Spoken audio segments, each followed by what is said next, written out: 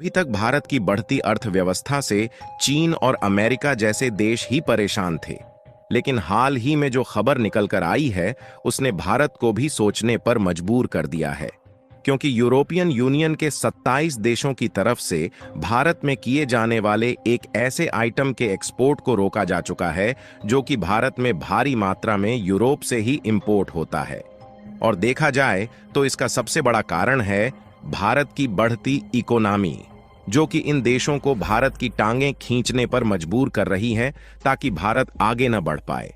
और हाल ही में जारी की गई खबर के मुताबिक भारत के ऊपर डायरेक्टली तो नहीं लेकिन इनडायरेक्टली एक ऐसा प्रतिबंध लगाया जा चुका है जिससे भारत को मिलियंस नहीं बल्कि बिलियंस ऑफ डॉलर के नुकसान उठाने पड़ सकते हैं, क्योंकि अब यूरोपीय यूनियन की तरफ से भारत में स्क्रैप मेटल के एक्सपोर्ट पर बैन लगा दिया गया है।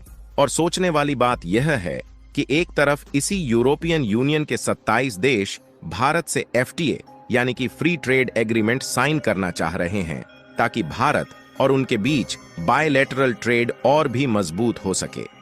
लेकिन दूसरी तरफ जब भारत नए नए रास्ते से तरक्की की ओर आगे बढ़ रहा है तो यही देश भारत की टांगे खींच रहे हैं। पूरी अपडेट क्या है इस वीडियो में समझते हैं, लेकिन आगे बढ़ने से पहले इसी तरह खबरों से अपडेटेड रहने के लिए वीडियो को एक लाइक करके चैनल को सब्सक्राइब जरूर कर लीजिए।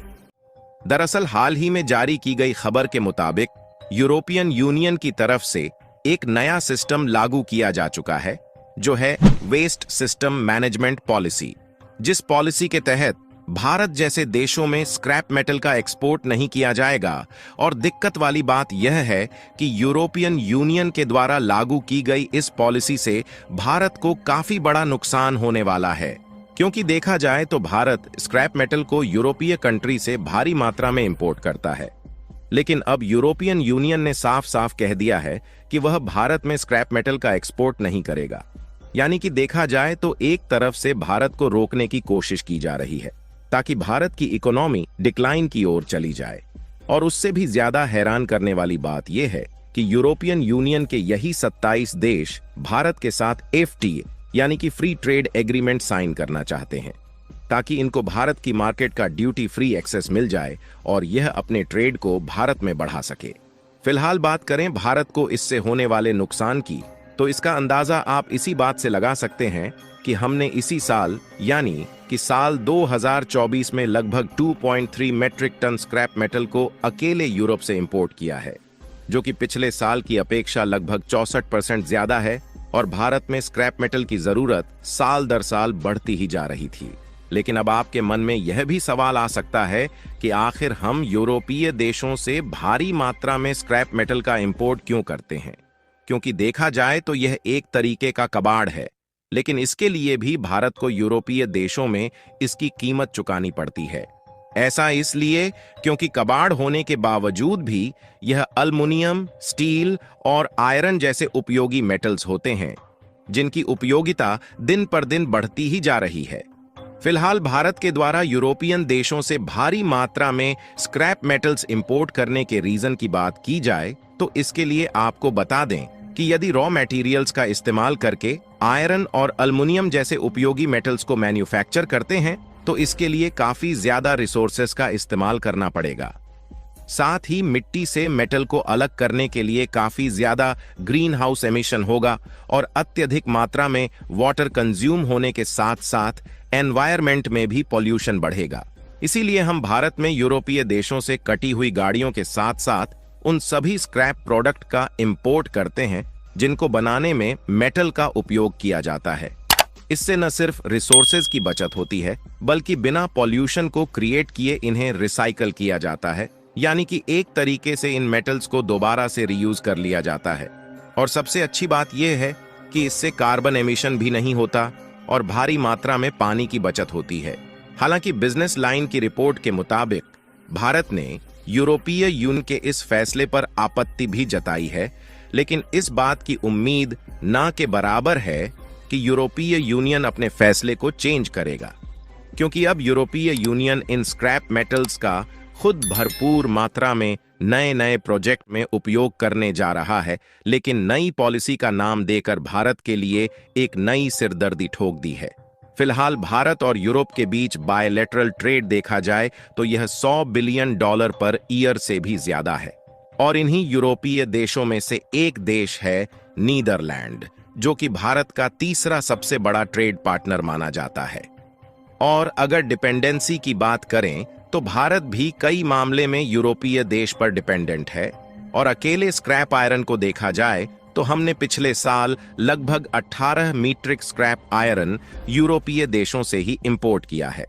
हालांकि यूरोप और भारत के बीच बायलैटरल ट्रेड में कोई भी दिक्कत नहीं है, लेकिन अभी तक यूरोप से भारी मात्रा में स्क्रैप मेटल्स को इंपोर्ट करके हम जो कार्बन एमिशन के गेम से बच जाते थे, वहीं पर अब हमको भारी नुकसान उठाना पड़ सकता है।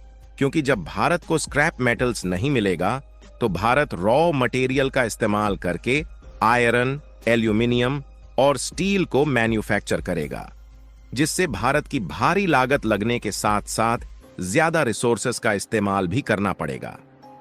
दरअसल ऐसे में भारत को मेटल्स पाए जाने वाले एरिया की माइनिंग करनी होती है। उसके बाद मिट्टी में मिले हुए इन रॉ मटेरियल्स को बड़े बड़े ट्रक्स पर लोड करके मेटल मैन्युफैक्चर करने वाली फैक्ट्री में लाया जाता है। और साथ मिट्टी से अलग करने के लिए बड़ी बड़ी मशीनों की भी जरूरत पड़ती है। और इसी के कारण पॉल्यूशन बढ़ने के साथ साथ लागत भी बढ़ जाती है। लेकिन वहीं दूसरी तरफ यूरोपीय देशों से स्क्रैप मेटल्स को इंपोर्ट करते हैं तो उसे दोबारा से रिसाइकल करके आसानी से रियूजेबल बनाया जा सकता है। हालांकि इस प्रक्रिया से भारत की डिपेंडेंसी तो बढ़ जाएगी, लेकिन भारत में पॉल्यूशन बढ़ने के कारण यूरोपीय देश अंतरराष्ट्रीय मंच पर भारत को क्रिटिसाइज करने का कोई भी मौका नहीं छोड़ेंगे, जिससे भारत की इमेज पर एक बड़ा इंपैक्ट पड़ेगा। फिलहाल आपको बता दें कि यूरोप के द्वारा स्क्रैप मेटल्स का एक्सपोर्ट रोकने से पहले ऑलरेडी दुनिया के लगभग 73 देशों ने स्क्रैप मेटल्स एक्सपोर्ट पर बैन लगा दिया है। तो ऐसे में भारत के लिए नए मार्केट की तलाश करना भी थोड़ा मुश्किल काम है। लेकिन आपको जानकर खुशी होगी कि इसके बावजूद भी भारत ने यूरोपियन यूनियन के इस फैसले पर आपत्ति जताया है। और इसके अलावा भी हम यूएई और कुछ अफ्रीकन देशों में इस स्क्रैप मेटल इंपोर्ट करने का मौका तलाश रहे हैं। क्योंकि देखा जाए तो इस समय यूएई के साथ भारत की स्ट्रैटेजिक पार्टनरशिप काफी अच्छी बनी हुई है। तो इस बात की उम्मीद ज्यादा है कि यूएई और अफ्रीकन जैसे देशों में भारत को स्क्रैप मेटल्स इंपोर्ट करने का मौका मिले।